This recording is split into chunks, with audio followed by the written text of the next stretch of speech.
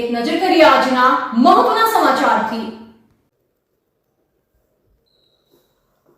લીમખેડા પ્રાંત મામલતદાર કચેરીમાં નેટવર્કની સમસ્યા। લીમખેડા પ્રાંત મામલતદાર કચેરીમાં નેટવર્કની સમસ્યાઓના કારણે અરજદારોને મુશ્કેલીનો સામનો કરવો પડી રહ્યો છે। સવારથી જ અરજદારોની લાંબી કતારો જોવા મળી રહી છે, જેમાં અનેક લોકો પોતાના કામ માટે કચેરી આવી રહ્યા છે, પરંતુ નેટવર્ક ન હોવાના કારણે કામગીરી અટકી છે। આમાં સ્થાનિક તેમજ દૂરના વિસ્તારોમાંથી આવનારા અરજદારોનો સમય અને નાણાં બંને બગડી રહ્યા છે।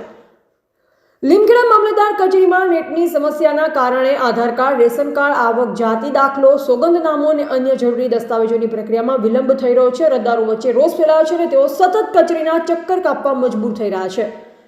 જ્યારે જીસ્વાન ઓપરેટર હર્ષિલ બાબુર સાથે વાત કરવામાં આવી ત્યારે તેમણે જણાવ્યું કે BSNLના રિપેરિંગ કામ ચાલે છે અને નેટવર્કની સમસ્યા ટૂંક જ સમયમાં ઉકેલાશે।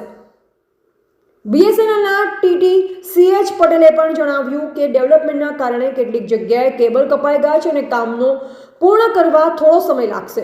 અરજદારોની સમસ્યા વિશે વધુ વાત કરતા 4 દિવસથી જાતિ સુધારવા માટે ધક્કા ખાતા વીણાબેન અને આધાર કાર્ડ અપડેટ કરવા માટે નાના ભૂલકા સાથે દૂરથી આવી રહેલી બહેનો પણ હાલાથી પરેશાન છે।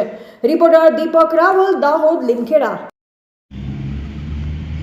શું નામ છે આપનું? શું ફરજ બજાવો? BSNLમાં હવે આ લીમખેડા મામલતદાર કચેરીની અંદર જે નેટ બંધ છે અને અરજદારો સવારથી ઊભા છે લાઈનમાં, નેટ નથી એના કારણે, તો કયા કારણસર નેટ બંધ છે? ડેવલપમેન્ટનું કામ ચાલુ છે હમણાં, એમાં અમારો કેબલ કપાઈ ગયો, હવે મેન્ટેનન્સ કરીએ છીએ પણ થોડી વાર લાગી ગઈ મેન્ટેનન્સ કરવામાં। તો બધા સવારથી ઊભા છે, આજે હમણાં વાગ્યા લગભગ કેટલા વાગ્યા હમણાં?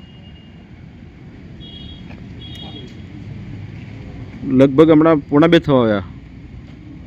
મેન્ટેનન્સ સવારથી જ ચાલુ છે, પણ હવે આ ડેવલપમેન્ટના કામમાં 2-3 જગ્યાએ કેબલ કપાઈ ગઈ એટલે અમે થોડી ડિલે થઈ ગયા। તો આજે ગુરુવાર છે,